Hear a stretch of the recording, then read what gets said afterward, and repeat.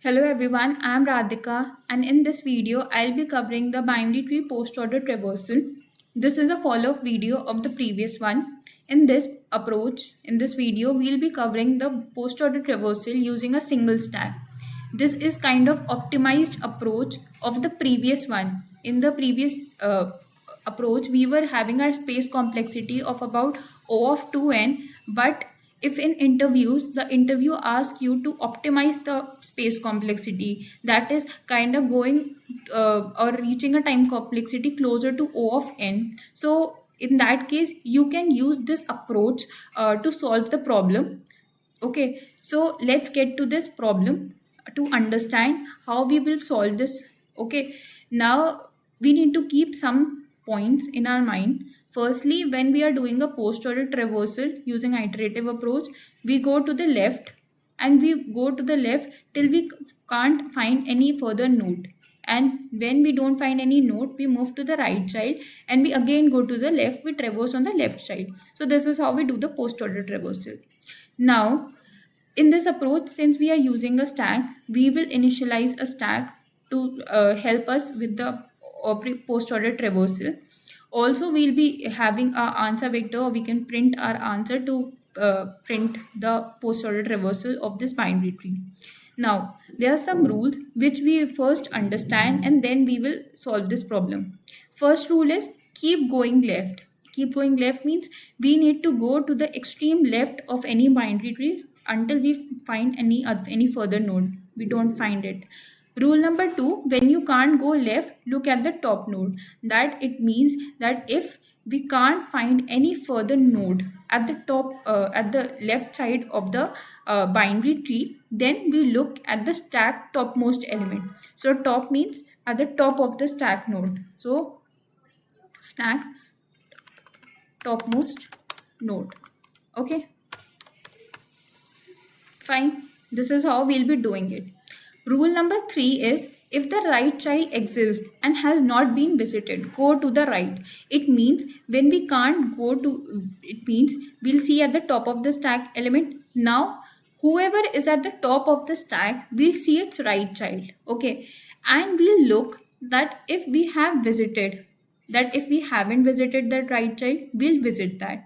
But if we have visited that right child, that is we have earlier gone through that node, so it means we have traversed the left child also and the right child also, so in that case we'll process the current node itself, otherwise we'll process the right child.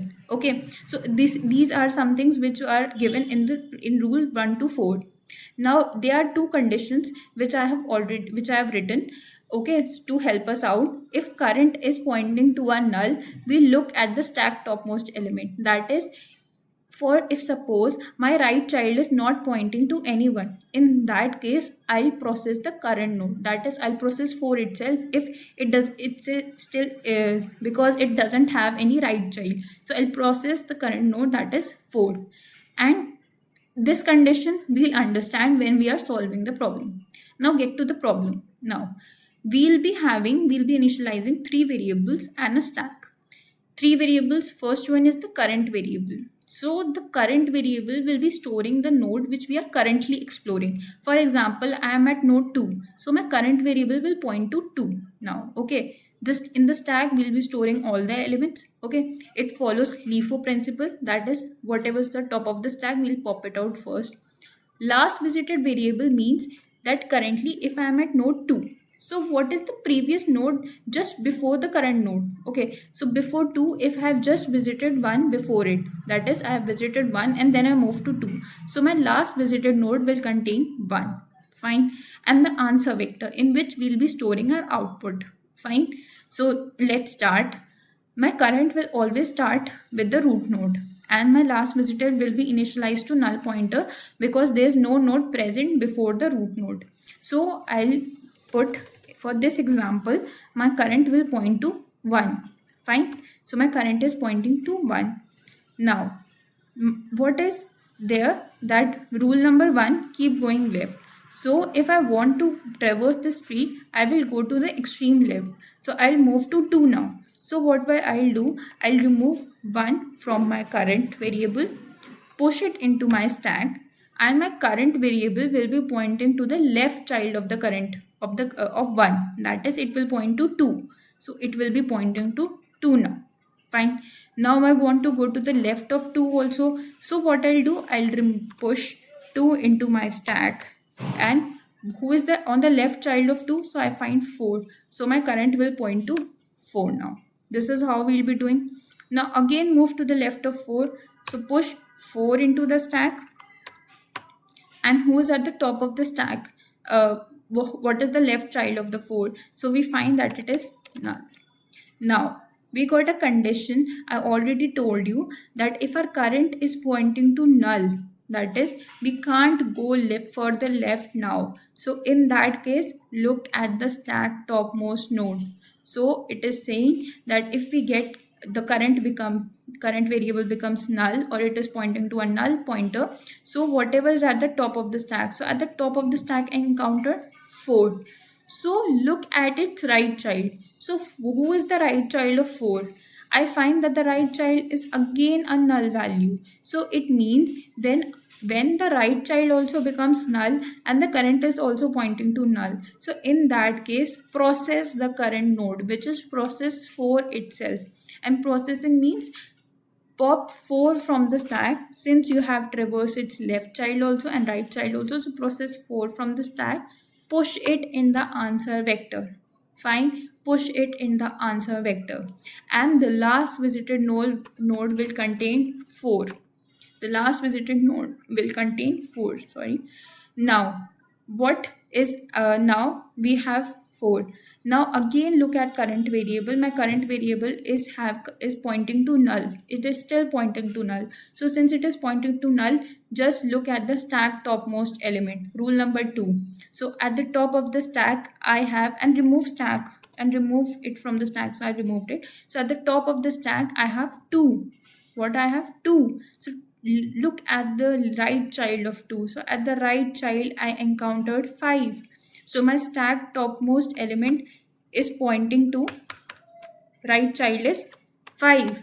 And who is the last visited node? Which is the last visited node? So in this case the last visited node is 4. So are they equal? No, they are not equal. If they are not equal, it means we haven't traversed the right subtree. That is, we haven't gone to the right subtree of 2. So in this case, now we'll move to the right subtree. That is, we'll be moving to 5 now. So in this case, what we'll do, our current variable will now point to 5. Okay, will now point to 5. Now again go to the left. Rule number 1, keep going left. That is, now move to the left again. So if we want to move to the left of 5, just push 5 into the stack. So at the top we have 5, and the current variable will be pointing to the left child of 5. That is, it will be pointing to 6 now. Now we want to move to the left of 6 again. So push 6 into the stack, and the current will now point to null. Again this condition when the current points to null. So if our current is pointing to null, look at the stack topmost element. So at the top of the stack we find 6. Now look at its right child. After this condition, move to this condition, second condition. So we look at the right child of the stack topmost element. We encounter null. So this time we encountered a null. So when we encountered a null, it means that the current is pointing to null and the right child is also null. So in this case, what we're gonna do, we're gonna process the current node. So we will pop 6 from the stack, that is, we have traversed 6 completely, and push it in my answer vector. I push 6 in my answer vector. Now look at, and the last visited node will also become 6. Okay, now what I am doing is looking at the current variable. So current variable is pointing to null. It is still pointing to null. So at the top of the stack I find 5. So the right child of 5 is 7. So the right child of 5 is 7. Sorry. And who is the last visited node? It is 6. So are they equal? No, they are not equal. It means we haven't traversed the right subtree of 5. So what I'm gonna do, the current variable will now point to 7. because it haven't been processed, the right subtree haven't been processed. So since it is not processed, my current variable will be pointing to 7. So it is pointing to 7 now. Now I want to move to the left of 7. So I'll push 7 into my stack, and the current will now point to null. Now again it is pointing to null. So I'll look at the topmost element of the stack. I encountered 7. Now I'll look at its right child. The right child again becomes null. So when the right child becomes null, it means the left child has also been processed, that it is having a null value. The right child has also been processed. Now process the current node. That is, we'll pop 7 from the stack, push it in our answer vector, and the last visited node will also become 7. Now current is still pointing to null. So who is at the top of the stack? We have 5. So we look at the right child of 5. Now look at it. The right child of 5 is 7. Okay, the right child of 5 is 7, and the last visited node is also 7. So it means that if the stack topmost element right child and the last visited node is also right child, so it means what it means actually is that we have traversed the right subtree of 5. That is, we have already traversed it, no need to traverse it again, and now you can process the current node. That is, we can process the node 5 itself. So it means that the last we'll process 5 from, we'll pop 5 from the stack, push it in the answer vector, and the last visited node will also becomes 5. Now currently my current is still pointing to null, it is not pointing to anybody now. So we'll again look at the topmost element of the stack. We find 2. Now again look, who is the right child of 2? We encountered 5, and the last visited node is also 5. So what we say, that we have traversed the right subtree of 2. So it means this time we'll process the current node, that is, we'll be processing 2 itself. So we'll pop 2 from the stack, push it in our answer vector, and the last visited node will become 2. Fine. Now at the top of the stack I have null. So who is at the top of the stack? It is 1. So since it is 1, we'll say that who is the right child of 1? The right child of 1 is 3. So the right child of 1 is 3, and the last visited node is 2. So are they equal? No, they are not equal. So it means we haven't traversed the right child. So in that case, the current will now point to the right child of the stack topmost element. So it will point to 3 now. Now we again move to the left of 3. So we'll push 3 into our stack, and current will now point to null. Now look at this condition. Current is now pointing to null. So we look at the topmost element, that is 3. Who is the right child of 3? It is 8.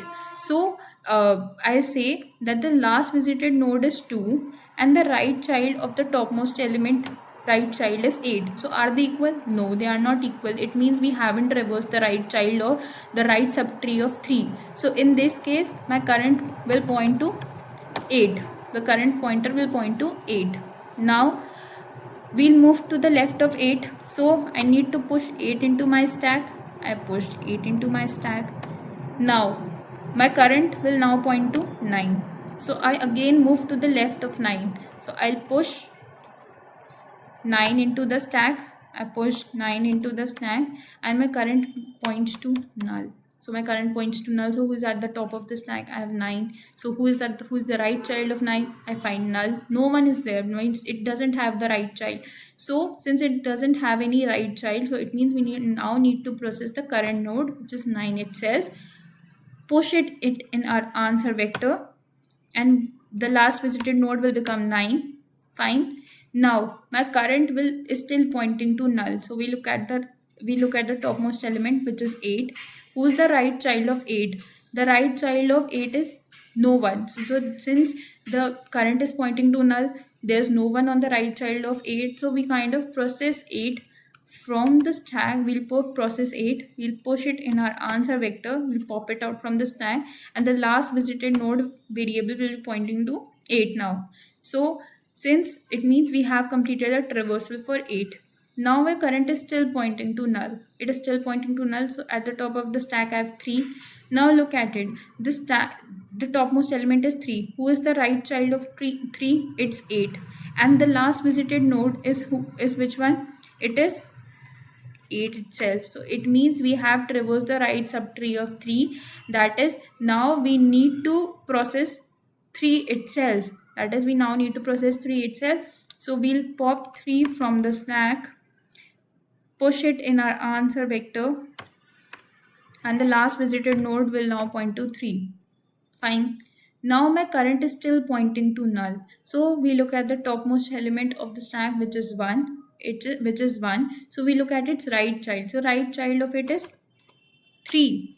And the last visited node is also 3. So in this case, we say that the right child has already been traversed. Now process the current node. So the current node is 1. So pop it out from the stack and push it in our answer vector. Now the last visited node becomes 1.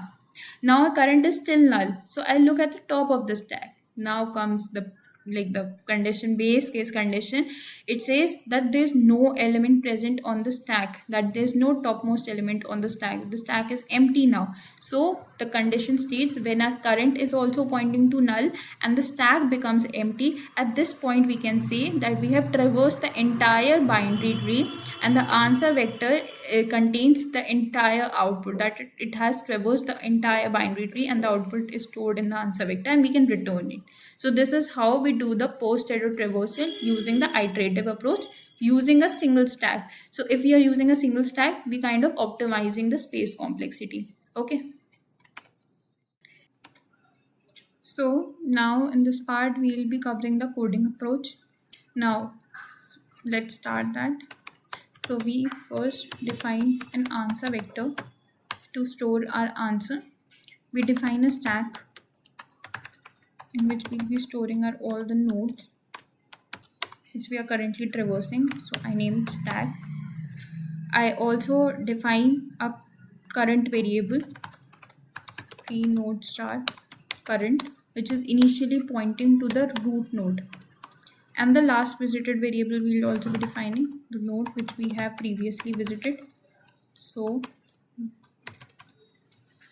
it is last visited, which is currently pointing to a null pointer because there is no node before the root node. Now we'll be applying a while loop whose base case condition is that till our current node, our current variable is holding any value, or till our stack doesn't become empty, we keep on traversing the tree. Okay, we'll keep on traversing. Now, first thing, if our current variable contains any node, so in that case, we'll be storing it in our answer in our stack. So stack dot push the current node. So the current node will be current itself. Okay, and we'll move to its left child. It means we have stored that node in our stack and we'll move to its right child, that is current will point to the left child of that node. So current left. Fine. But if it doesn't have if the current doesn't have any value, so we look at the stack topmost element. So we define a pointer which will be pointing to the top of the stack. Okay, now we say that if there's a condition that if the topmost element also contains a right child, if it contains a right child, that if it contains a right child and the right child is not equals to the last visited node, that is the node which we have previously visited, it means we haven't traversed the right subtree, haven't traversed the right subtree. Fine. In that case, what we're gonna do is our current will point to the right child of the node, of the current node. So current will now point to the node's right child. Okay, but the condition comes if the node right child doesn't exist. Here the node's right child exists, but if it doesn't exist, it means we need to process the current node. So we gonna firstly store it in our output vector. So we store node value. Also, our last visited variable will contain that node. It will point to that node, and our stack will pop it out. Our stack dot pop. Fine. So this is how we gonna traverse the entire binary tree, and when we have done so, we return our answer vector. So return answer. So let's compile it. Yes.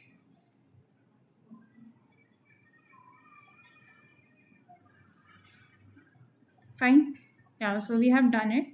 Now, talking about the time complexity and the space complexity of this problem, time complexity, you can say that we are actually popping and pushing all the elements exactly once in our stack. So it requires a constant operation, that is O of 1, to push or pop any element into the stack. So if we are having n elements in our binary tree, so we require O of n time to do so. But if we talk about the space complexity of this problem, so the maximum amount of elements which we can store in our stack is equivalent to the height of any binary tree. That is, if its height is 4, then maximum elements we can store in a stack at a single point is 4. So we can say that the space complexity will become O of h, that is height of the tree, which is equal to O of log n. That is if we are having n elements. But if in the worst case, that is our binary tree is not balanced, or if it is a skewed binary tree, so the height of the binary tree can go up to O of n. That is, it can go off O of n. So these are the time complexity and the space complexity for this approach.